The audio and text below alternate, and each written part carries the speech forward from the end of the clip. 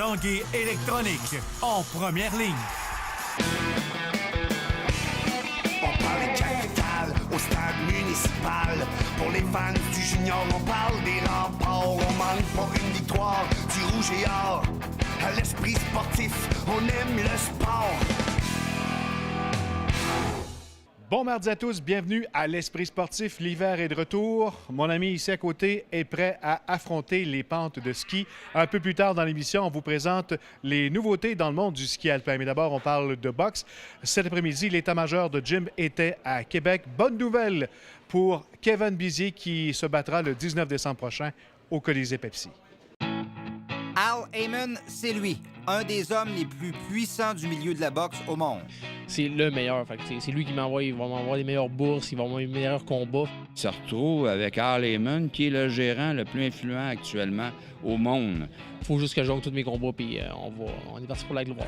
Mais pour partir pour la gloire, Kevin Bizier devra avant tout battre Jojo Dan dans son combat revanche le 19 décembre prochain à Québec. Mais c'est sûr qu'on a un combat de champion du monde après. Avec cette entente avec Al Haymon et la télé américaine, on va être capable d'avoir un combat de championnat du monde ici. Ironiquement, c'est Al Haymon lui-même qui a fait les approches, les premiers pas pour recruter Kevin Bizier. À un moment donné, il m'a dit c'est qui le gérant du petit gars de Québec, Kevin Bizier?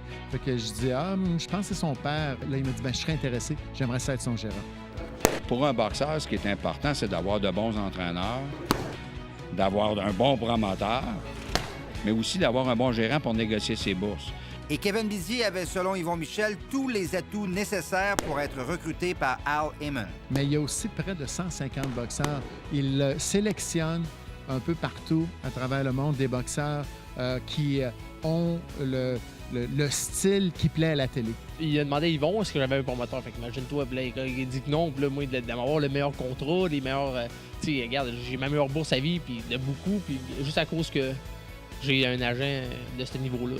Et pour vous démontrer à quel point ce que représente toute l'influence financière maintenant de Al Haymon dans la carrière de Kevin Bizier, sachez qu'à son dernier combat contre Jojo Dan, il a soutiré une bourse de 30 000 alors que le 19 décembre prochain, il s'agira du double, même plus.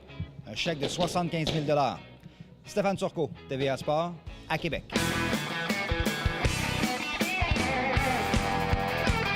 Le drapeau des Carabins de l'Université de Montréal a été hissé au mât d'honneur de l'Hôtel de Ville de Québec. Le maire Régis Labaume honore ainsi le pari tenu entre lui et le maire de Montréal, Denis Coderre, qui souligne la victoire des Carabins face au Rouge et Or lors de la finale de la Coupe Dunsmore samedi dernier au Pepsi.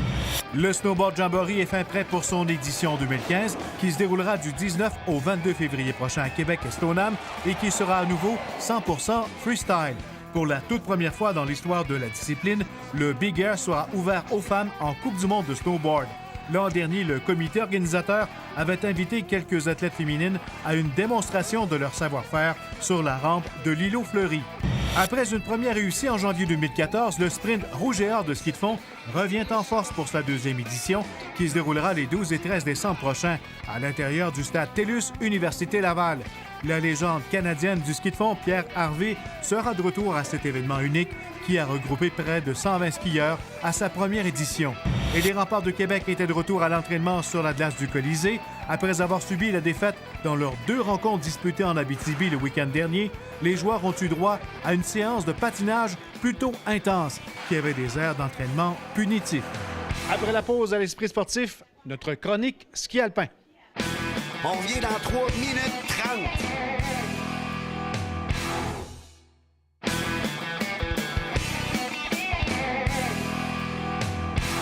À l'Esprit sportif, heureux sont les skieurs alpins. Oui, la neige est arrivée sur la grande région de Québec. Dans quelques semaines, s'amorcera une nouvelle saison et nous avons pensé vous présenter dans notre émission d'aujourd'hui quelques nouveautés dans le monde du ski alpin.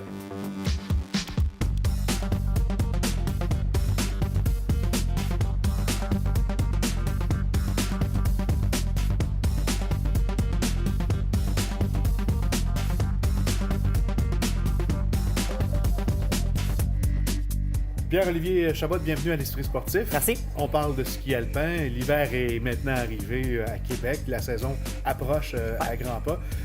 Avant de présenter quelques nouvelles pièces, Est-ce qu'il y a plusieurs nouveautés cette année dans le ski? Quand même, moi, les grosses nouveautés dans le ski alpin, c'est surtout axé sur la légèreté maintenant. La plupart des compagnies vont faire des gros efforts, faire des produits de plus en plus légers, mais sans sacrifier la performance. Là où c'est le plus important, les skis pour femmes, la légèreté, dans le fond, la compagnie Ed travaille avec un nouveau produit qu'on appelle le graphène, qui va garder beaucoup de rigidité dans le ski pour avoir une bonne performance, mais un ski qui est extrêmement léger. C'est pratiquement 20 plus léger que l'année passée pour à peu près le même type de produit. La plupart des compagnies maintenant aussi vont faire des gammes de produits qu'on appelle haut de gamme, dans le fond, qui est un ski régulier, mais qui vont upgrader pour en faire des skis super performants et légers.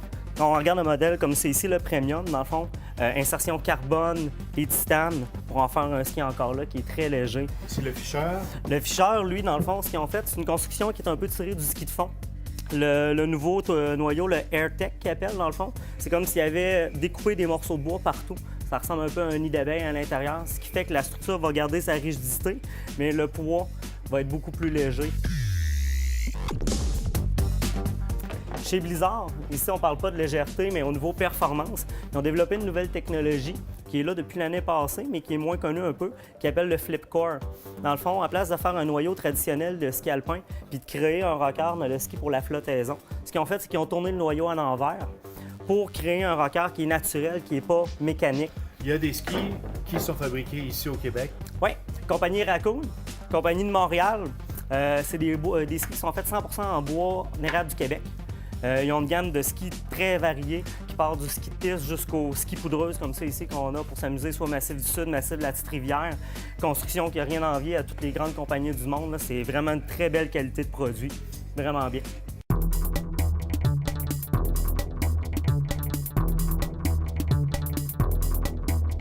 Il y a une grosse mode sur le ski alpine touring qu'on appelle. Il y a un monde qui vont partir en montagne, ils vont grimper la montagne avec des pots de phoque en dessous de leur ski pour ensuite redescendre. Dans ces produits-là, c'est sûr que là, on recherche encore une fois la légèreté. Mais là, c'est vraiment l'extrême. On parle de produits qui ont pratiquement le poids d'un ski de fond. On est vraiment hallucinant. Des skis très, très minces avec du carbone, quand même très, très rigide aussi pour avoir une belle performance, pour avoir du plaisir quand on descend aussi. On ne va pas avoir un ski qui est trop mou. Pierre-Olivier, on parle maintenant des bottes de ski. Si on parle légèreté du côté des skis alpins, est-ce qu'on parle légèreté du côté des bottes cette année? Dans certaines catégories, oui. Surtout pour ce qui est justement du alpine touring pour grimper, on va chercher des bottes qui sont extrêmement légères. Pas rien que légères, par exemple, on veut avoir beaucoup de degrés au niveau du débattement du collier pour marcher facilement. Dans le cas d'une botte Dynafit comme ça ici, on est capable d'aller chercher jusqu'à 60 degrés pour être capable de vraiment marcher plus fluidement quand on va monter la montagne. Sinon, on a des catégories de bottes qui vont faire pour des courtes montées comme celle-ci qui ressemble plus à une botte alpin régulière, un petit peu plus légère que la normale, avec un mode marche aussi, mais avec un moins grand débattement qu'une Dynafit. C'est une botte qu'on va pouvoir utiliser dans la vie de tous les jours là, en skiant, mais qui va aussi servir pour grimper. Et pour les gens qui veulent seulement descendre? Seulement descendre, on tombe avec des produits, quelqu'un qui veut se gâter. Des produits qui sont maintenant 100% moulables. Donc, au niveau du confort, on va vraiment aller chercher une botte qui va être précise, qui va empêcher d'avoir des points de pression et qui nécessairement qui va être plus chaude si on est confortable parce que les points de pression, c'est souvent ce qui coupe la circulation sanguine. Dans un produit comme la Fischer, le chausson est moulable et la coquille est moulable aussi. Fait qu'on vient vraiment chercher toutes les imperfections du pied pour avoir vraiment le fit parfait. Et ça, c'est fait ici à la vie sportive? C'est fait ici à la vie sportive. C'est un processus qui prend environ une demi-heure. Le temps de faire chauffer la coquille, qu'elle devienne quand même assez molle. Ensuite, on va mettre la botte dans le pied du client. On va installer des freeze packs par-dessus la botte pour qu'elle refroidisse tranquillement. Puis, on va gonfler un ballon autour avec un compresseur pour permettre de jouer avec la pression, dépendamment si on veut agrandir ou rapetisser la botte pour vraiment avoir le fit idéal. Pierre-Olivier, après les skis, les bottes, il y a des nouveautés également du côté de l'équipement. Oui. On parle d'abord des lunettes. Oui. Grosse nouveauté cette année, c'est chez Oakley, qui ont développé 3 nouvelles lentilles. Le gros avantage de ces lentilles-là, c'est d'être capable d'aller chercher un plus grand spectre au niveau de la lumière qu'on peut utiliser notre lentille. Donc, à place d'avoir 2, 3 lunettes différentes pour le jour, le soir, peu importe les conditions, on va avoir une lentille qui va nous permettre de skier dans toutes les conditions. En plus de faire ça, cette lunette-là va sortir de la neige les bonnes couleurs pour sortir les contrastes. Donc, à place que tout devienne très éblouissant quand on utilise une lentille, par exemple, qui est jaune ou qui est très pâle, avec ça ici, on va ressortir les teintes blanches et les bleues qui vont nous faire sortir plus la glace, les détails sur la neige. très plaisant comme lentille à ski, peu importe les conditions. Si on tombe plus d'un gadget un peu, chez Anon, cette année, ils nous ont fait une lunette avec le bandana intégré et qui est aimanté. Fait qu'il est super facile à installer, c'est le fun. Si on a chaud, on met ça dans nos poches, on peut le réinstaller même avec nos gants. Super facile. Quelqu'un qui veut plusieurs lentilles, la plupart des compagnies maintenant vont faire des lunettes avec un système pour changer les lentilles qui est très rapidement. Fait que quelqu'un qui n'a pas une lentille pour toutes les conditions, comme la première qu'on a parlé, peut avoir une lentille foncée, une lentille pâle qui se change en dedans de 30 secondes, c'est fait. Et sinon, vraiment pour les tripeux de gadgets. Très populaire depuis les dernières années. Et oui, les caméras, tout le monde veut filmer ce qu'on fait, nos prouesses. La lunette avec caméra intégrée.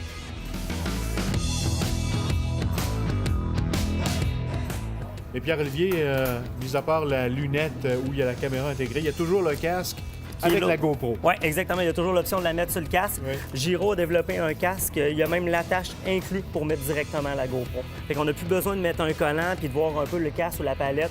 Le point va être directement à l'avant du casque, donc meilleure vision pour mettre sa GoPro. Et celui-là?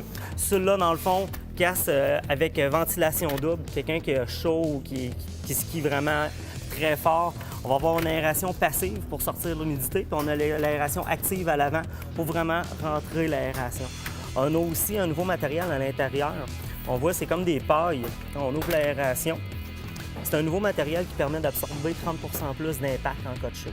Fait qu'un casque qui est au-dessus, dans le fond, des normes là, au niveau de la sécurité. Pierre-Olivier, c'est pas les nouveaux produits qui manquent. En terminant, qu'est-ce qu'on conseille aux gens qui viennent s'équiper en ski pour la première fois? Dans le fond, qu'est-ce qu'on conseille, c'est surtout de savoir qu'est-ce qu'on veut faire à la montagne. Ça, c'est le secret parce que maintenant, il y a tellement de variétés de produits sur le marché, c'est facile de se perdre dans tout ce qui existe. À partir du moment qu'on sait qu'on va faire soit de la piste, qu'on veut monter, c'est beaucoup plus facile d'aiguiller le client vers ce qu'il veut. Et dans le fond, c'est d'y aller avec le budget qu'on a puis de triper. Et c'est pas le choix qui manque? Non, c'est pas le choix qui manque. Merci Pierre-Olivier. Ça fait plaisir. Bonne saison de ski. Merci, vous. Hey, bonne saison à tous les skieurs alpins à l'écoute de l'Esprit sportif. Voilà, c'est tout pour aujourd'hui. Je vous rappelle que vous pouvez revoir toutes nos émissions sur le site Facebook L'Esprit sportif. Bye bye, à demain.